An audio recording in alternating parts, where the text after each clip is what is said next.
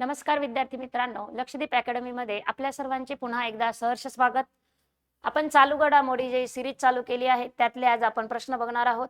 बघा, मग अगोदरच्या लेक्चरला मी तुम्हाला प्रश्न दिलेला होता।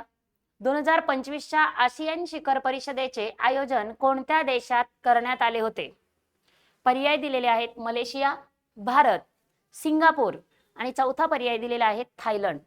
तर बघा, 2025 च्या ज्या काही आशियान शिखर परिषदेचे आयोजन झाले होते ते मलेशिया या देशात करण्यात आले होते। म्हणजे पर्याय क्रमांक 1 हे या प्रश्नाचं अचूक उत्तर आहे। बघा, आपल्याला इथे तर या प्रश्नाचं उत्तर मिळालंय, पण इथे जे नाव दिलेले आहेत त्यांच्याविषयी बघूया। बघा, मलेशिया जे दिलेलं आहे तर आपल्याला प्रश्न विचारला जातो की देश आणि देशाची राजधानी। तर मलेशियाची राजधानी कोणती आहे असं विचारलं तर उत्तर काय येणार? तर क्वालालंपूर, जे काय आपलं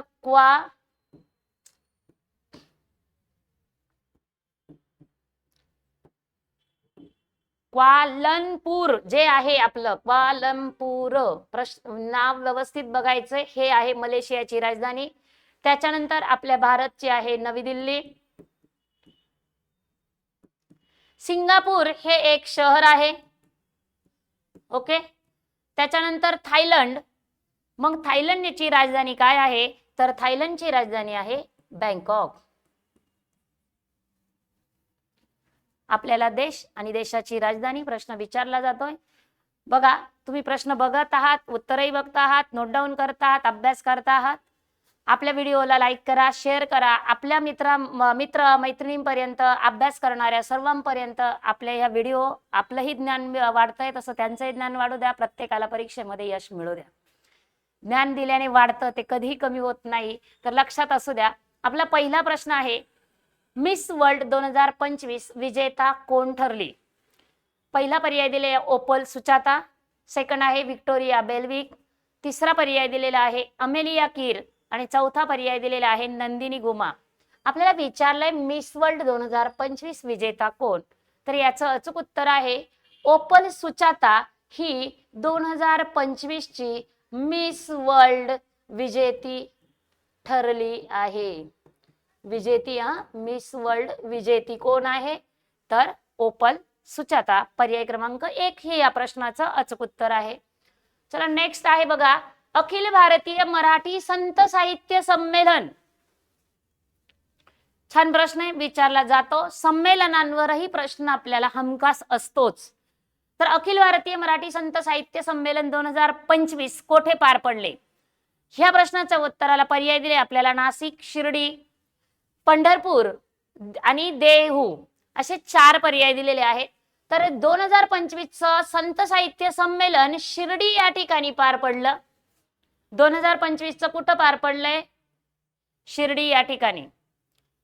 पर्याय क्रमांक जो 1 दिलेला आहे नाशिक, ह्या नाशिक बाबतीत आपल्याला लक्षात ठेवायचंय की पहिले मराठी संत साहित्य संमेलन, पहिले मराठी संत साहित्य संमेलन 2012 साली कुठे भरण्यात आलं होतं? तर नाशिक या ठिकाणी भरण्यात आलं होतं आणि त्याचे अध्यक्ष होते डॉक्टर सदानंद मोरे। डॉक्टर सदानंद मोरे, लक्षात ठेवायचे आपल्याला। पहिले अखिल भारतीय मराठी संत साहित्य संमेलन नाशिक 2012, अध्यक्ष होते डॉक्टर सदानंद मोरे। आणि ह्या वर्षी 2025 चं संमेलन पार पडलं शिर्डी 2025। पंढरपूर कशाच्या बाबतीत आपल्याला प्रसिद्ध आहे माहिती? पंढरपूरला आपले सर्वांचे लाडके विठुरायाचं ठिकाण आहे पंढरपूर या ठिकाणी।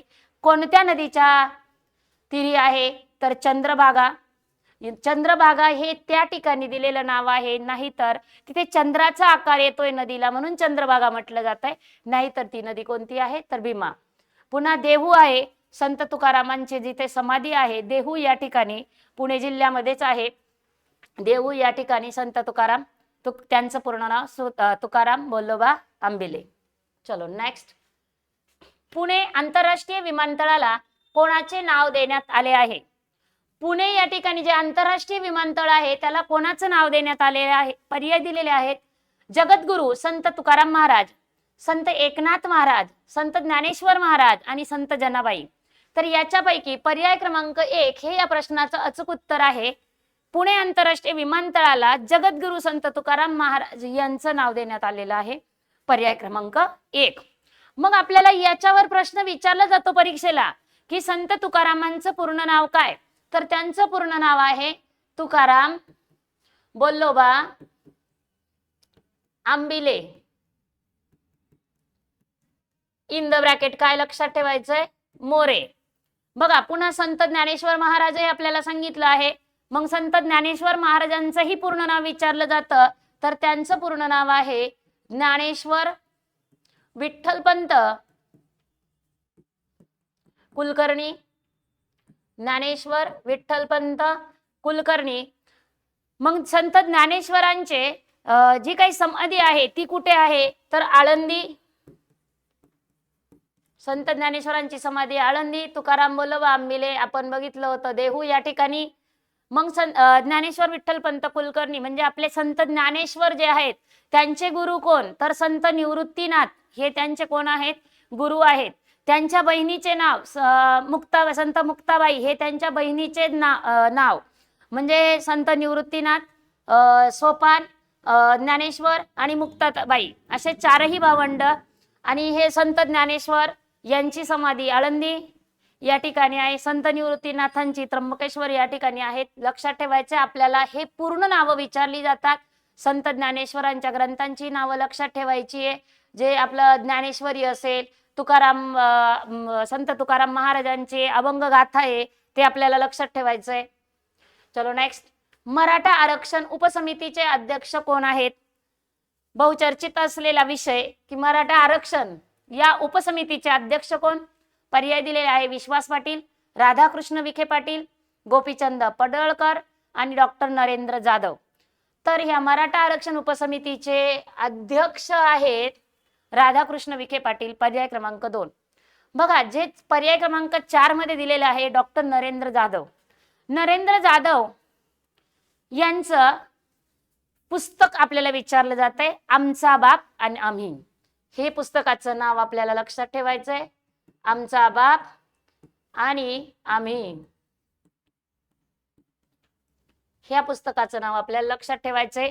पुन्हा विश्वास पाटील जे 99वे अखिल भारतीय मराठी साहित्य संमेलन होणार आहे सातारा या ठिकाणी त्याचे अध्यक्ष आहेत विश्वास पाटील. चलो नेक्स्ट. 99व्या ऑस्कर पुरस्कारासाठी भारतातर्फे कोणत्या चित्रपटाची निवड करण्यात आली आहे? बघा चित्रपट क्षेत्रातील सर्वोच्च पुरस्कार म्हणजे ऑस्कर पुरस्कार. मग 99व्या ऑस्कर पुरस्कारासाठी भारतातर्फे कोणत्या चित्रपटाची निवड करण्यात आली? पर्याय दिलेला आहे लापता लेडीज, कांतारा 2, होम बाउंड आणि चौथा पर्याय आहे चंदू चॅम्पियन. तर 99व्या ऑस्कर पुरस्कारासाठी होम बाउंड या चित्रपटाची निवड करण्यात आलेली आहे. आणि पुन्हा लापता लेडीज या प्रश्नाविषयी पण आपण बघितलेलं होतं की जपान अकादमी साहित्य पुरस्कार सोहळ्यामध्ये कोणत्या चित्रपटाची सर्वोत्कृष्ट चित्रपट म्हणून निवड करण्यात आली? तर त्याचं उत्तर होतं लापता लेडीज. आणि ऑस्कर पुरस्कारासाठी भारतातर्फे कोणता चित्रपट? तर पर्याय क्रमांक 3 होम बाउंड. ऑस्कर नामांकनासाठी पाठवलेला पहिला मराठी चित्रपट कोणता होता?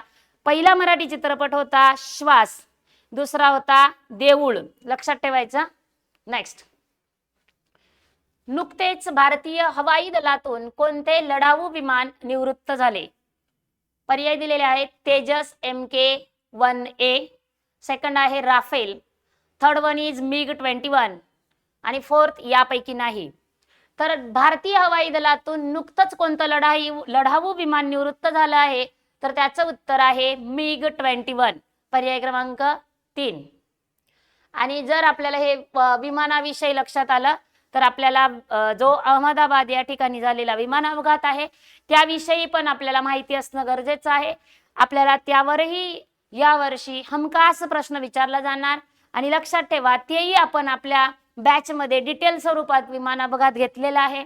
जर ह्या नोट्स आपल्याला सगळ्या डीप मध्ये पाहिजे असेल तर तुम्हाला मी नेहमी सांगते की आपला 8329603029 या नंबरवर संपर्क साधायचा आहे.